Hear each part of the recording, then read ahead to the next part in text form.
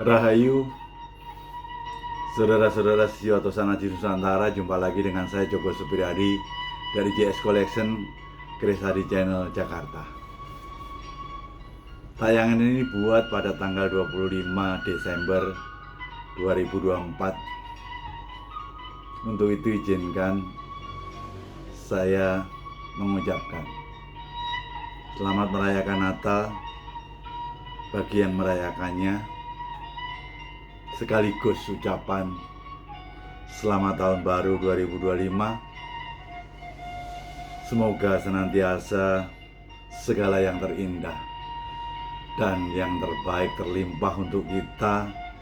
Tuhan senantiasa mengasihi, menyayangi kita semuanya. Amin. Kita berada pada tayangan 206. Temanya adalah tayangan akhir tahun 2024, sekaligus mereview dua pusoko saya nomor 9055 dan 9057. Namun sedikit mau saya sisipkan bagi teman-teman yang ingin melihat koleksi saya. Tentunya koleksi yang dimaharkan itu ada di www.jscollectionkrisadi.com, dan itu saya tayangkan websitenya di deskripsi YouTube ini. Tentunya di website cukup lumayan canggih, karena di bagian pencarian itu nanti akan bisa membantu. Tinggal ketik nama dapur yang dikehendaki. Namun penamaan dapur saya mengikuti kaidah yang ada di buku dapur. Jadi misalnya kalau saya tulis sangkelat, walaupun banyak orang mengatakan sengkelat, jadi jangan sampai salah berpikir, saya cari sengkelat kok nggak ketemu, padahal yang tertulis di situ ada sangkelat. Kemudian menyangkut tentang masalah pamor, mungkin Anda bisa masukkan ke Nongo Ginubah, akan keluar. Juga termasuk tangguh, misalnya Anda tuliskan pajang di bagian pencarian tadi, yang pajang semua keluar semuanya. Termasuk yang sifatnya kombinasi. Misalnya saya mau cari sangkelat, pamor Wasfutah, Mataram. Jadi nama dapur, nama pamor, tangguhnya sekaligus itu dijadikan satu juga bisa. Akan membantu langsung terfilter mana yang Anda ingin lihat. Atau kalau Anda ingin melihat koleksi-koleksi terbaik saya, tulis saja masterpiece item atau super masterpiece item. Itu nanti akan keluar koleksi terbaik menurut saya. Demikian untuk yang terkait dengan website, karena banyak yang masih bertanya, lihat di deskripsi tertulis www.jscollectionkrisadi.com. Mari kita masuk kepada semacam satu kris nomor 9055.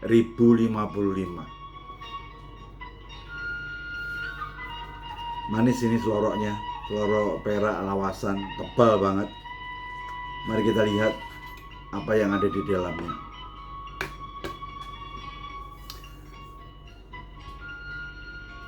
Ternyata ini berdapur Tilamupe. Pamornya sekilas, kalau kita lihat ini sebagai semacam sesuatu nunggak semi, atasnya nampak seperti kayak Pulau Tirto. Namun kalau kita lihat konsistensi ini bulat, bulat, bulat, bulat, bulat, bulat, bulat. Banyak yang menyebutnya wahyu tumurun. Jadi kalau untuk urusan pamor, apakah Anda mengenali, meyakini, memantapkan rasa ini sebagai wahyu tumurun atau nunggak semi Pulau Tirto, monggo kerso. Bagi saya ini adalah suatu tangguh Tuban Mojopahit.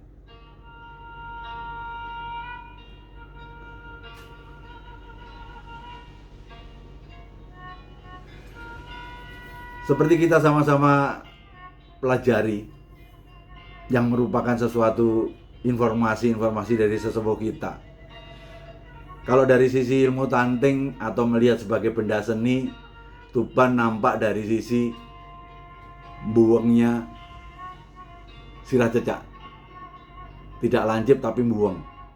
Kemudian belakang kepetnya ini adalah nguceng mati, dan tentunya tuban ngelimpo, tidak bergeger sapi. Jadi tangguhnya menurut saya adalah tuban Mojopahit.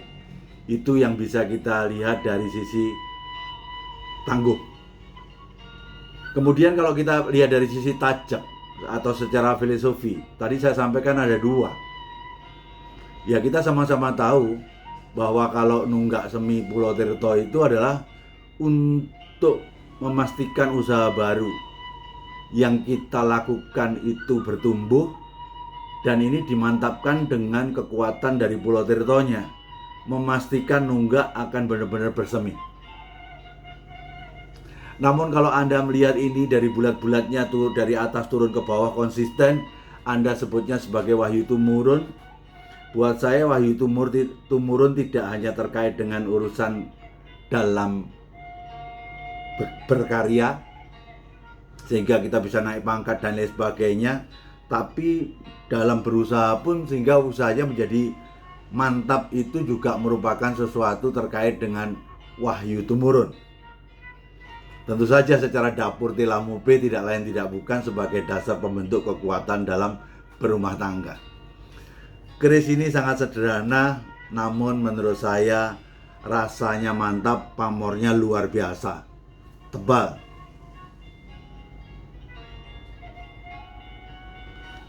Untuk mantapnya silahkan lihat di website nomor 9055.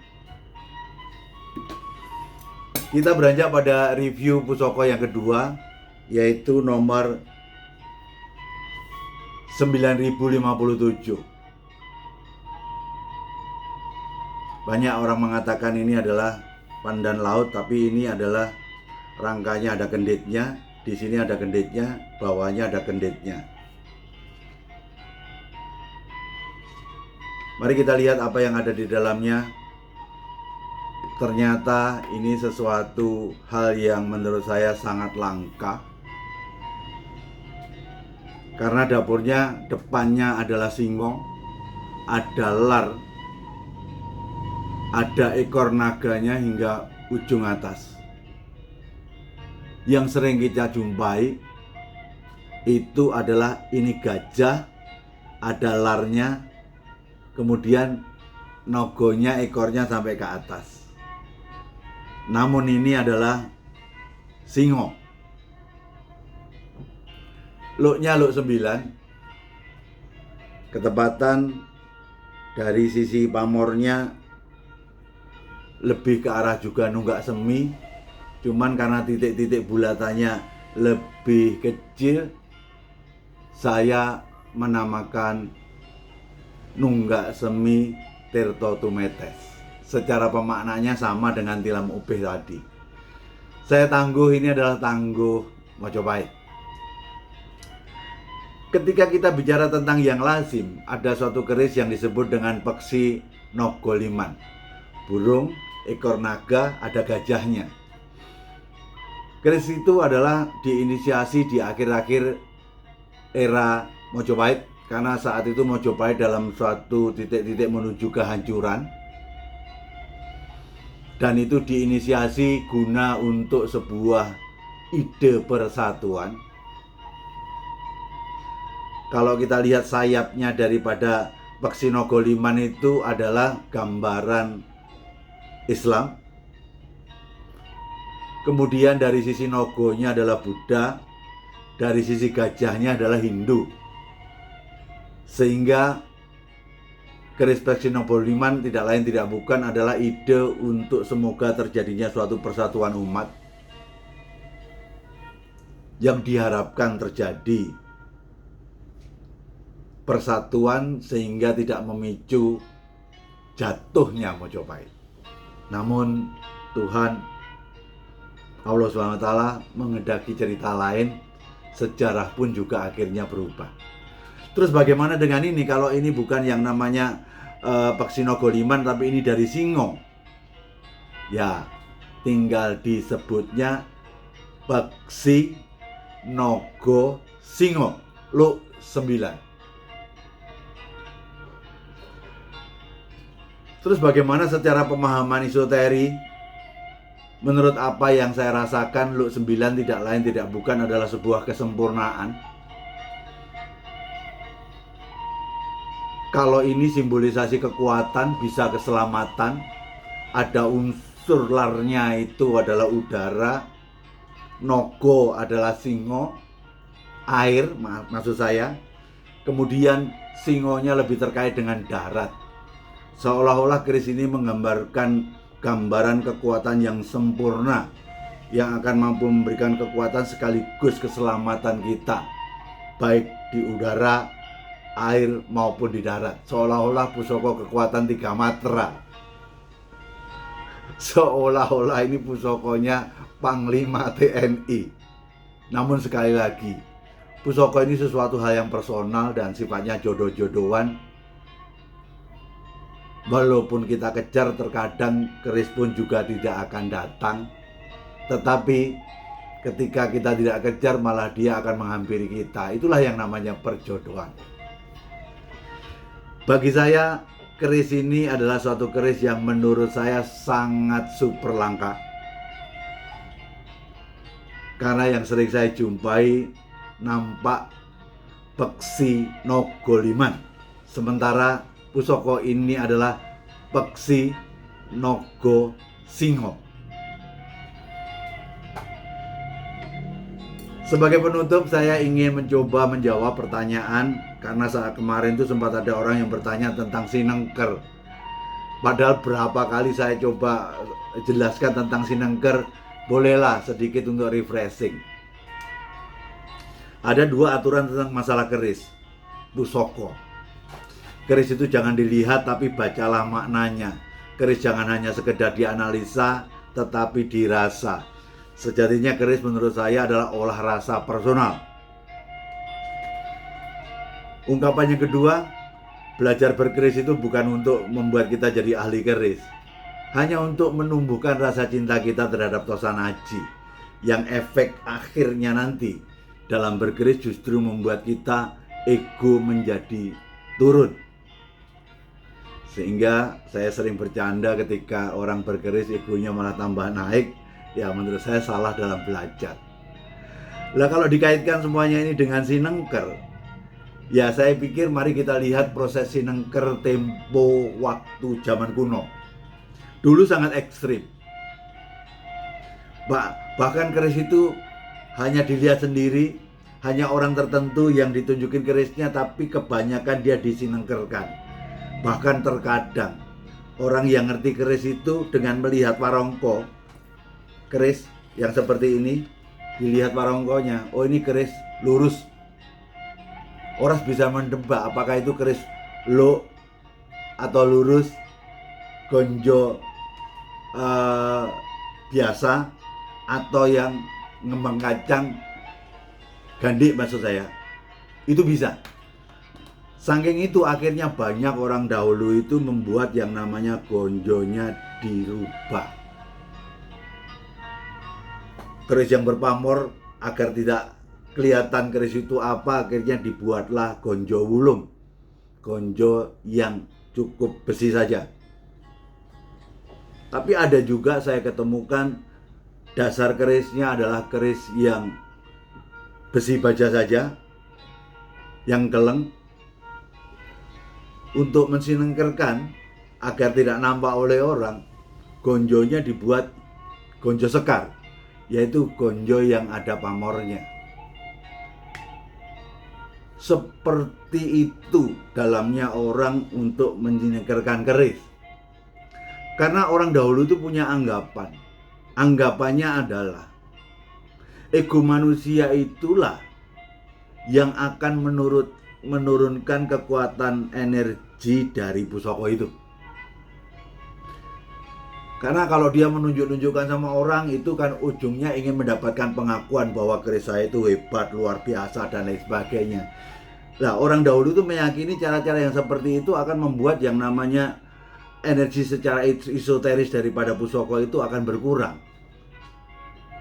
Jadi ketika saya ditanya gimana saya ngupload di YouTube, saya tunjukkan sama orang sehingga seolah-olah saya ditanyakan batasan. Batasannya apa yang dianggap itu terkategori tersinengkerkan atau tidak tersinengkerkan. Kalau sudah ditanyakan suatu batasan, itu suatu hal yang susah untuk dijawab. Tanyakan kepada diri kita masing-masing. Sejatinya saya memperlakukan keris ini dengan suatu ego yang tinggi atau dengan ego yang luruh. Sebenarnya batasannya pada diri kita sendiri. Intinya adalah ketika ego dinaikkan ke atas, doyo daripada pusoko akan berkurang. Demikianlah sajian yang bisa saya coba sampaikan pada tayangan 206 sebagai tayangan akhir tahun 2024. Harapan saya semoga karena hidup merupakan suatu kesatuan antara hari kemarin, hari ini, hari depan. Semoga ini waktu yang tepat untuk membuat suatu resolusi untuk memastikan agar di kedepan harinya segalanya menjadi lebih baik. Itu saja yang bisa saya sampaikan pada kesempatan ini. Jayalah budaya Tosan Aji. Pastikan budaya ini menjadi tuan rumah di negeri sendiri. Kalau bukan kita, siapa lagi? Kalau tidak sekarang, kapan lagi? Sebagai insan yang terbabar lahir di bumi Nusantara, layak untuk mengangkat langitnya, walaupun sebatas langit budayanya yang kita junjung tinggi. Nuwun, rahayu, rahayu, rahayu, sagung dumadi nuwun.